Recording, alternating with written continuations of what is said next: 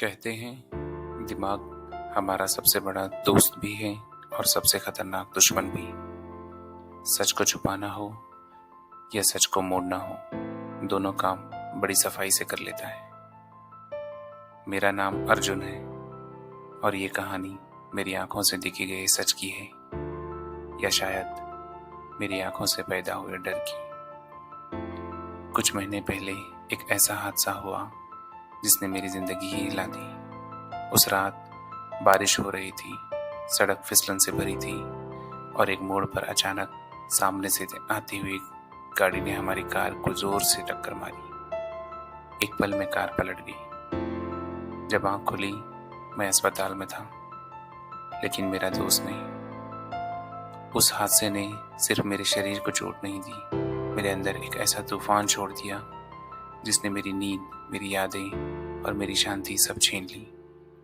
बस वहीं से मेरी जिंदगी में डर, शक और टूटे हुए पलों का सिलसिला शुरू हुआ। डॉक्टर ने साफ कहा था कि मुझे अब आराम करना चाहिए। थोड़े समय के लिए शहर की भीड़, तेज आवाजें और हर छोटी चीज पर शक करने वाली आदत से दूर रहना जरूरी था।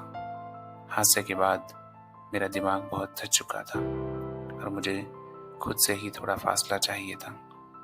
इसी वजह से मैं इस नए अपार्टमेंट में आ गया। जगह शांत थी, रातों में बस हवा की गुजरती हुई आवाज सुनाई देती थी, लेकिन इसी खामोशी में एक और आवाज थी। लेकिन अजीब बात यह थी कि रात होते ही मेरी निगाहें खुद ब खुद उसी खिड़की पर टिक जाती थी। सामने की बिल्डिंग में एक लड़की रहती थी जिसका नाम रिया था। मैं अक्सर उसे अपनी खिड़की से देखता था।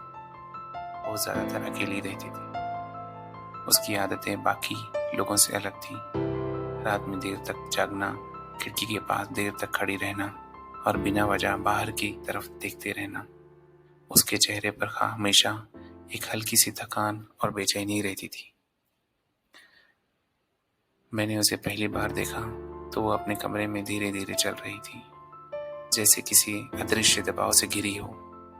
उसके हाव भाव में ऐसे थे जिससे वो किसी ऐसी चीज से बचने की कोशिश कर रही है जो सिर्फ उसे दिखाई देती हो। उसके अंदाज में एक अजीब सी घबराहट थी, जैसे वो अपनी ही परछाइयों से पीछा छुड़ा रही हो। कभी वो देर रात तक किताबों में डूबी रहती, कभी फोन पर किसी से धीमी आवाज में बहस करती रहती।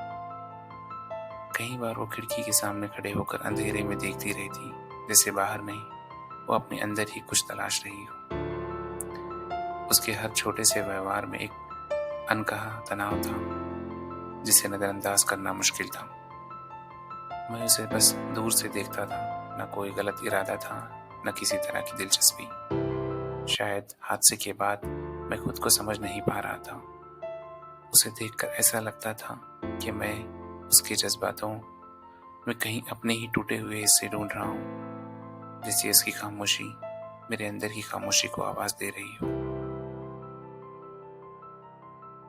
अचानक एक तेज चीख ने मेरी नींद तोड़ दी। मैंने खिड़की से देखा तो रिया अपने कमरे में लड़खड़ाते हुए पीछे की ओर गिर रही थी और उसके पीछे किसी परछाई जैसी आकृति खड़ी थी। वो बस कुछ सेकंड का दृश्य था, लेकिन उन कुछ सेकंड में इतना डर था कि मेरी सांस ही रुक गई। अगले ही पल पर्दे जोर से बंद हुए और कमरा पूरी तरह अंधेरा हो गया, जैसे अंदर कुछ ऐसा हो रहा हो जिसे दुनिया से छुपाना जरूरी हो। मैं घबरा कर वॉचमैन को बुलाने गया। उसने दरवाजा खटखटाया, कुछ देर अंदर रहा और बाहर आकर बड़ा साधारण सा जवाब दिया, कुछ नहीं हुआ, लड़की ठीक है। लेकिन मैं उस चीज को भूल नहीं पा रहा था। उसमें घबराहट से ज्यादा मदद की पुकार थी। ऐसा लगा जैसे रिया चाहकर भी कुछ कह नहीं पा रही हो और उसकी आवाज मेरे तक पहुंचने की आखिरी कोशिश थी। उस रात के बाद मुझे नींद नहीं आई। बार बार वही चीख, वही परछाई और वो बंद होता हुआ पर्दा मेरे दिमाग में घूमता रहा। मैं हर छोटी आवाज पर चौंकने लगा। रिया का कमरा अब पहले जैसा शांत नहीं लगता था।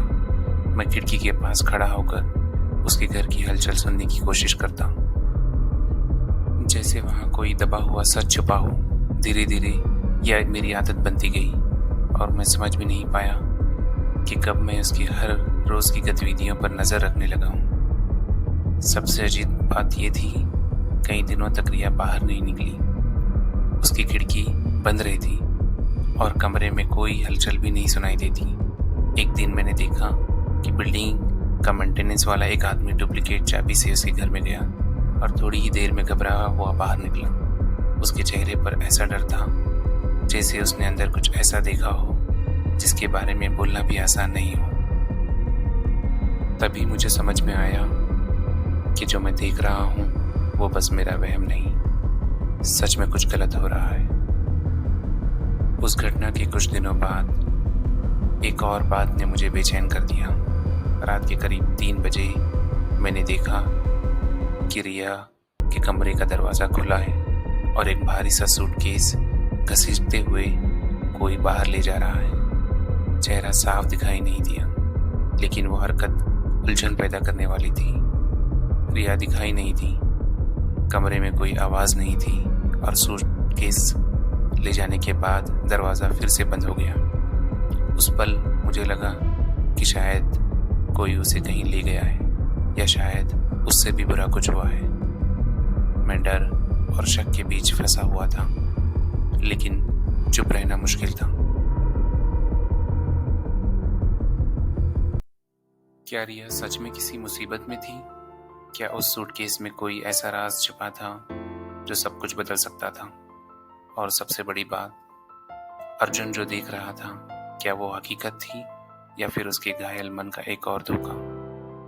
इन सवालों ने उसकी रातों की नींद भी छीन ली और अब उसे खुद नहीं पता था कि वो सच की तरफ बढ़ रहा है या अंधेरे की तरफ।